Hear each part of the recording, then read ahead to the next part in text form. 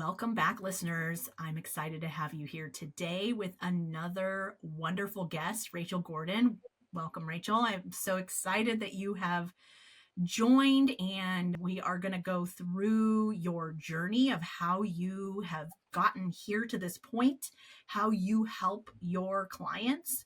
You have an amazing offer that you've put together, and you really have honed in on taking several different modalities and skills and compiled them into a really proven system to walk your patients through a journey that gets them to the other side in a transformation. So welcome, welcome, welcome. Thank you so much. I'm happy to be here. Yeah. Tell us a little bit about like who you are and your story, your journey, how you got here. Okay, how I got here. It's a very kind of windy and meandering path, which I like to remind my younger clients, 18, 20-year-olds, that so few of us, I think, figure it out right away. Like it's a journey of trying different things. So I was always really drawn to other ways of doing life, other countries, other cultures. It really just intrigued me. And felt like I was kind of always on this search to find like the happiest place on earth. So I worked in international development and I traveled everywhere. I lived in the Middle East, in Africa, and Asia. And I got to a point in that career where I honestly felt kind of like a neo-colonialist and realized that what I had loved most about working across countries and cultures was actually the personal connections. And so I went back to grad school for psychology. And then I started this practice, Humble Warrior Therapy. When was that? 6-7 years ago. And it really grew out of my life and my own journey to figure out what it means to be happy in this world. The main thing that I realized was in the way of happiness was my own mind, my own thoughts. And it took a lot of suffering for me to get that memo. A lot of failures, a lot of abuse, a lot of seeking, a lot of addiction. I mean, like I am the quintessential therapist who has been through everything in the book: anxiety, depression, addiction, divorce, sexual abuse, eating disorder, and nothing worked. Nothing traditional Western therapy wasn't working. What was working for me was yoga. I was 16 years old and I took my first yoga class, and I found this incredible sense of peace when I was in my body, aligned with my mind and my spirit. And that was really what led in grad school to my exploration with Buddhist-based psychology. And basically came to the conclusion that if we don't spend every second of every day nurturing our desire to live from love rather than fear, from our hearts, our highest selves rather than ego, we will destroy everything. Like it's Hot mess. Yeah, literally. When we're in here, right? Like this is reactivity, this is fear, there's nothing productive that comes from believing the voice in your head and living from that place of negativity. Zero. There's zero therapeutic value. Yeah. I'm sure having lived in that world that you've pretty much overcome all that, many people get stuck in that cycle where they're searching for that fulfillment and they're looking for that outside of themselves, right? Like we think, if I just have this one thing, then I'll be happy, like how many times have you heard somebody say that? Yeah. If only mind. Literally, there's a phrase for right? it. Yep. If only mind. Hungry ghosts. Yep. Yeah. Absolutely. Yeah. That's the problem, the trap. Yeah. It is such a problem. And it is a trap. It's a lie that we believe and buy into. You go on this journey and this search, but you never really find it because technically it's a process that happens within. So tell me a little bit, like when you're working with somebody, is there a certain type of person that you're looking for to help them? Do they say a certain thing? Do they look a certain way? Yeah. What is this person? Yes, that's such a good question. The main thing I'm assessing for when I'm working with a client, because this approach, literally I've worked with men, women, 18-year-olds, 90-year-olds, severe trauma, not much trauma, depression, anxiety, work, like every type of distress I've worked with. And what I'm basically assessing for initially, and it looks just like therapy. It's a weekly 50-minute session. But the first thing I want to hear is, I guess, the degree to which this person is identified with ego. Mm. And once, and the aspects of their story or of their suffering that to me are obviously an inability to integrate pain. That's really suffering is what happens when we resist or reject or refuse to integrate pain. So pain feels pretty bad. Mm-hmm. Suffering feels bad on steroids. Yeah. And suffering is a choice. Suffering is in our control, but the pain is not. And so what I'm basically I get to know someone. The intake is literally just, what is it that we're hoping to work on? And these days it's really cool. Most people who come to my practice already have some experience with meditation or yoga or mindfulness. It's actually, honestly, I joke with my husband about this. It's kind of like a tribe. We're kind of a tribe of people. We're a little bit hippie. We're a little bit crunchy. We're very spiritual. We love Eastern medicine. We're open to Western as well. But it's a lifestyle to me to stay on a high vibration in this toxic life is a lifestyle. It's every single choice you make. It's what you're drinking. It's what you're eating. It's what you're listening to. It's how you're moving your body. It's how you're moving emotions. And most importantly, it's about how you're relating to your own thinking. Yeah, absolutely. I heard so I'm very well versed in neurolinguistics, and I remember one of my mentors talking about how she asked this question, would you ever talk to another human being the way you self-talk? Yeah, and I was just like, like mortified. Absolutely not. I would never say out loud to another human being the things that I ever say to myself, ever. Can you imagine?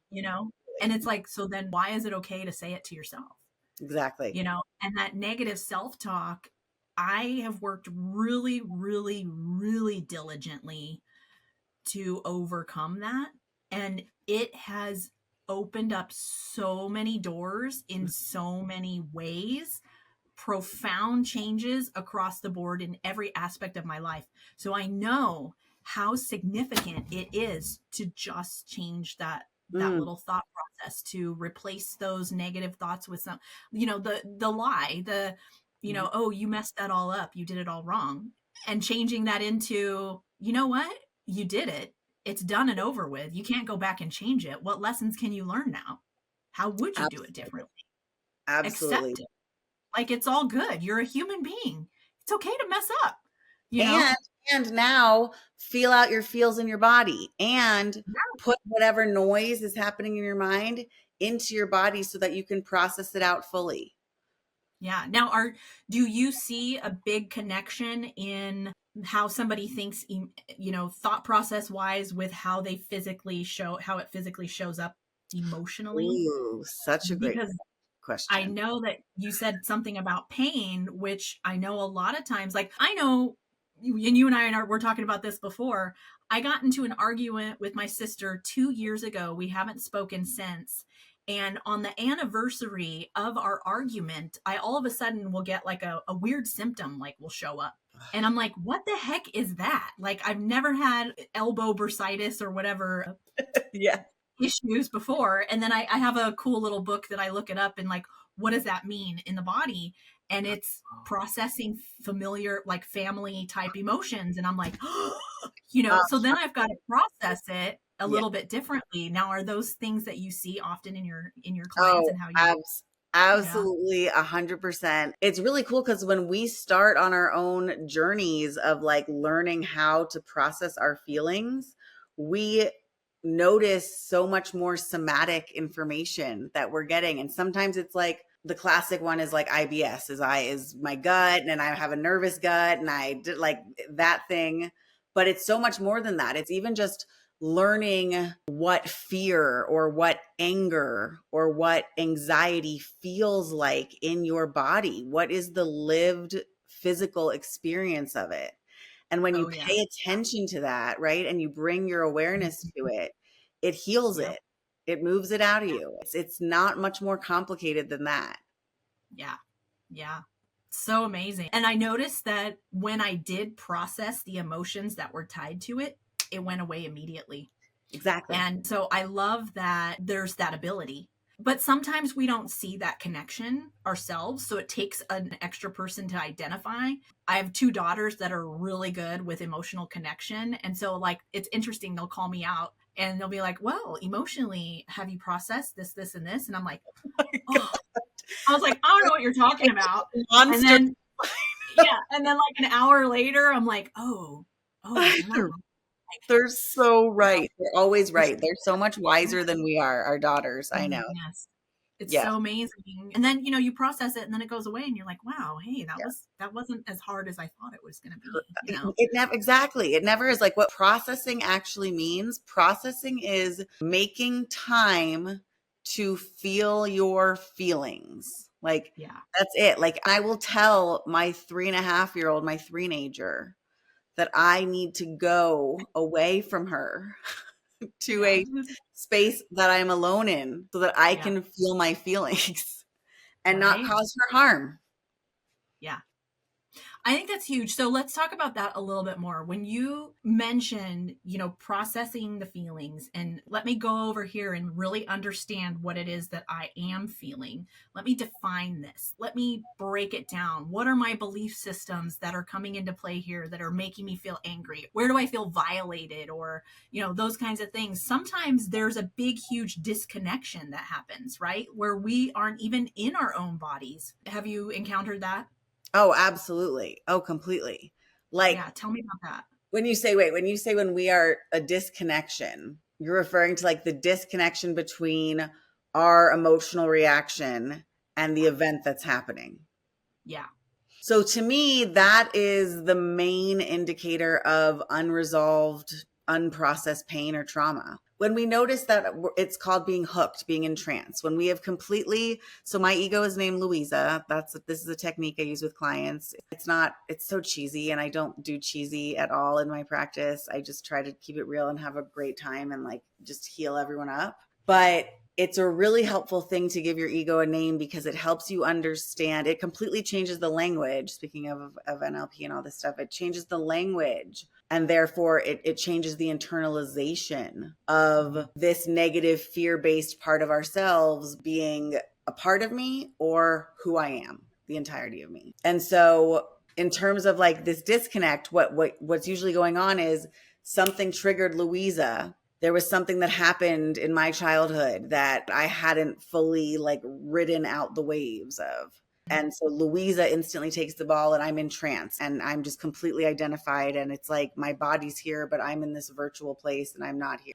And to me, what all of that means is I've left my body and now I need to get back into my body and scan and find what's happening in my heart space, in my gut, in my shoulders, to my breath, to my thinking. I need to just literally like check in with my being and breathe or cry or yell, but it has to be moved through completely. Yeah, I love the analogy because a lot of times we do get paralyzed kind of in our bodies where, something does happen. We do get triggered and maybe we don't have time to feel it, or there's so much stress. Yeah, happening. And you're like, I don't have time to deal with that right now, And so then we end up in a whole different type of scenario. Yeah. Right. Yeah. Absolutely. No, I think if we were all living our like a truly healthy, like to me, this is all about well-being, wellness in our being, which is mind and body and spirit. And to me, it is like, it's all of these things. It's all of these different ingredients that combine to make this recipe. So the ideally healthy day would be like, I get up, I have time to sit with myself, to ground my mind, to move my body, to, have my warm water with lemon, to do my Ayurvedic practices, to scrape my tongue, right?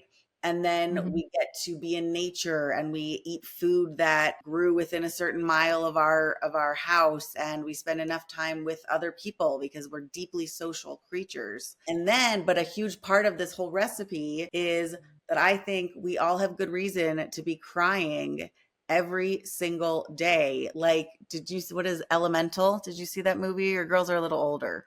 Did you see? No, I haven't Oh seen it. my God. So Mm-mm. it was just in the last few years. And it's like the different elements. There's like water people and fire people and air people and earth people. And the main guy's Mhm. a water dude, and he's supposed to represent Americans, I think Caucasian like white Americans. And Mhm. their whole thing is that they just cry and cry and cry and cry. They're too emotional. Then the fire people she's an Yeah. Asian immigrant. And so it's like this whole thing on how white people, every little thing, like we just cry, cry, cry.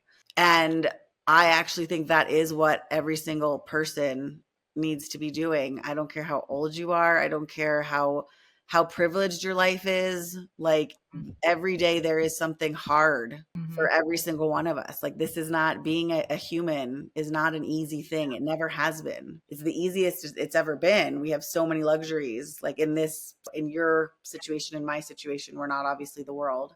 And there's so much privilege, just electricity and running water, the amount of time that saves us. Because I've lived in places where we literally spent a good chunk of the day just obtaining clean water, Yeah. right? So it's like we're so privileged, but we're so miserable. We have the highest rates of anxiety.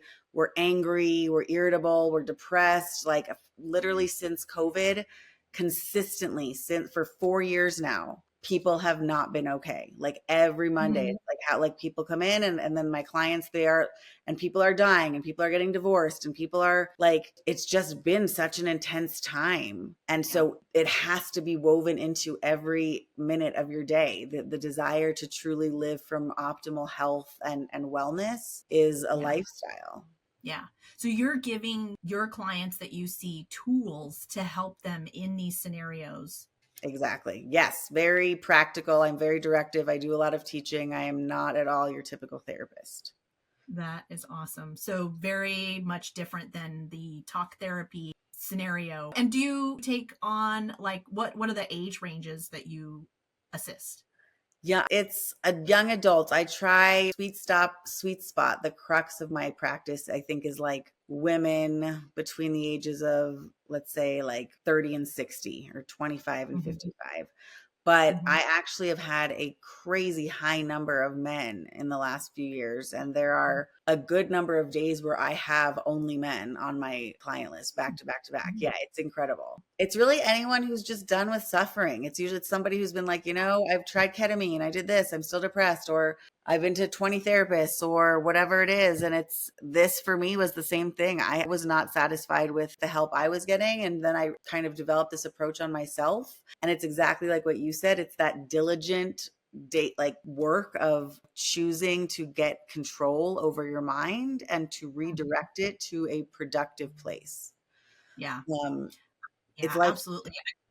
Yeah, I do feel like when you do have the tools and the regimen, so I spend a lot of time in prayer, but the days that I don't, I notice a big, huge, significant difference in how my absolutely. day goes. And so when you do have the right practice in place and you are being mindful and you're spiritually connected and you are sitting in your divine spirituality, that plays a huge role in how your day unfolds, how your week unfolds, how your business goes, how your relationships are. Everything plays out, you know? Amen. Yeah, Amen, sister. Preach. yeah, It is. huge. It's huge. It's massive. And to me, Yeah. it's what better motivation than our kids. Like that's how it's the same. Because to me, that's what parenthood is about leveling up. It's about the Mhm. choice you have in any given moment to use that position of authority for good, to bring everyone closer to love, to God, to our highest selves, or you can totally cause harm. You can be a horrible human. You can inflict pain on children. Like it's crazy when you think about truly what we're doing parenting on that Mhm. level, right? And so to me, this is like every time it's the desire to stay so connected to source, to God, to love, to unconditional basic goodness, to like real Jesus. Just, I love Jesus. I can't tell you how much I love Mhm. Jesus. Oh, yeah, And me this too. is right. And this is what I'm talking Reason about. we're here. Yeah, Yeah. exactly. Right. I'm talking about this kind of love Yeah. what like the desire to live in that love every second of every day, that is what it completely guides everything else. You're absolutely spot on. Absolutely. And having the right tools, like tell me a little bit about a success story of one of your clients that is just like so profound. Because I think like having the right tools in place and giving your clients what's needed to get them moving in the right direction, to make sure that they become the human that God designed them to be. Having that makes a profound difference. Tell me a little bit about one of your favorite testimonials. Oh my goodness. I know I you have can't, many. yeah, I don't have a favorite. I do. I get to hear, I'm not even joking. I'm so excited to get to say this. It just fills me with so much joy and love. I get to hear on a weekly basis, 10 years Yeah. into doing this, how life changing this stuff is, how quickly it worked, how much peace they have found. Like to me, it's like hallelujah. Like it's the same feeling that I had. Yeah. Right. It's literally, there isn't anyone that stands out because I'm not working with people at rock bottom. So there isn't this like, I don't have one of those examples. A Yeah, huge bridge. Yeah. correct. It's what it mainly is like, you know what it is? I'm going to just sum it up this way. It's giving people permission to be free. Like, because I have like, it's not me, right? It's God, it's divine energy, it's grace, it's love, it's my highest self. It's the fact that one of my first mantras in this whole thing that I used on myself, can I cuss? I can cuss on here. Was fuck it. Fuck it was what I would tell Louisa when Louisa would be freaking out about every little thing I did and right. And she's judging. And I'll never be worthy of love and belonging. I'll never be enough. I'll never be perfect. Right. I just started saying, fuck it. Fuck it. And I started reconnecting with what felt intuitive and right and joyful to me. And I'm not talking about like the pleasure of drugs and alcohol. I'm talking about like the joy of divine love. Like it's right, a totally different thing. Totally different. Totally different thing. And we're all like stuck in ego, in the shoulds, in being hard on ourselves, in not giving ourselves any grace, in just the relationship we're in with ourselves, which is the most important one we have, is in such a trash place right now. And so the biggest success is just that we all in this journey together, like it's such a privilege for me to see. I see it day in and day out. People just literally free themselves from the prisons of their own mind. And oh my God, I've had clients, they redirect. Honestly, I had one client who came to me super lost and she like is absolutely crushing it now. Like in her career, a lot of it was like figuring out it's your truth. It's figuring out your truth. And so a lot of people will make a career shift or it's the like, we don't want to live in the matrix anymore. We want like, we're going to find an island and we're going to like seize the day and we're going to appreciate every moment we have and we're going to raise our children differently. And then just like opening yourself up to the idea that like, what if it can be that good? What if you literally just like, instead of the constant ego soundtrack of the worst case scenario, it's starting to tell yourself, what if the best case scenario happens? What if we aren't here to suffer? What if you do get to be like manically happy like a child and run barefoot through the grass? What if you don't have to dress up to go to work anymore? I literally wear pajamas. Like I don't care.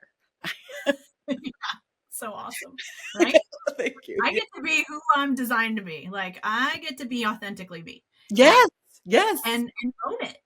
Exactly. I love that. That is huge. That is huge. I mean, I feel like that's what a lot of us strive to do. Yeah. But then sometimes, we get lost in the, what do I want?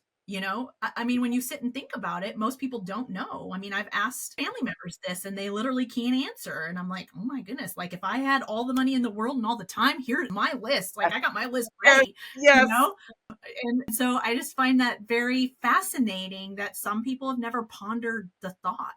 Oh, most people don't actually. Like one of the most commonly asked questions I get is like, what is happiness? Or like the most common comment is like, I don't think I've ever been happy. I don't know what that means. I don't know what that feels like. And there's always a connection there somehow to spirituality, which is another annoying thing that Western psychotherapy like neglects to acknowledge. And like, it literally is like a grad school, you get like a 2-second thing on like, yep, follow the client's lead on their religious orientation and anything else is pastoral counseling. No, ma'am. I say no, ma'am. I say that this is a mind and a body and a spirit. And if you are not nourishing your spirit, your connection to God, whatever that looks like for you, in addition to your mind and your body, you are not going to achieve well-being. Wow. This is so profound. I love our conversation. We'll have to have you back on as a guest. When I know that you help people stop suffering, you help them rediscover joy, you help them with pain and processing out of that, you help them stay present in their lives and create a very well-being for themselves. And they can pay that forward to their children as well, which is huge. We ultimately want to create good, authentically sound human beings, and we create them from kids to adults. And you and I've talked about that a little bit. How does someone work with you? How do they get a hold of you? They can go online to humblewarriortherapy.com and get scheduled right then and there, either for a free initial consult. I do 15-minute phone slots, or for a session, or they can give us a call at the office, 303-688-6698. Wonderful. Thank you so much. Any last thoughts before we wrap up? No, thank you so much. I feel like I could just talk to you for hours and hours about this stuff. It just We could. I know you're so like in it. It's amazing. And Love it. Yeah. Yeah, no, I Yep. appreciate it. Yeah, I do love it. I'll have to have you back on. We'll have to discuss some other fun topics like parenting and all the things. Yes, because I love it. do. That is very near and dear to my heart. I hope to one day have like mother-daughter retreats, which would be phenomenal. Yeah. I feel like really bridging that connection. And like me and my daughters we're very, very close, and I'm very close to my mom. So I think that's very, very important, and having those bonds and just nurturing those.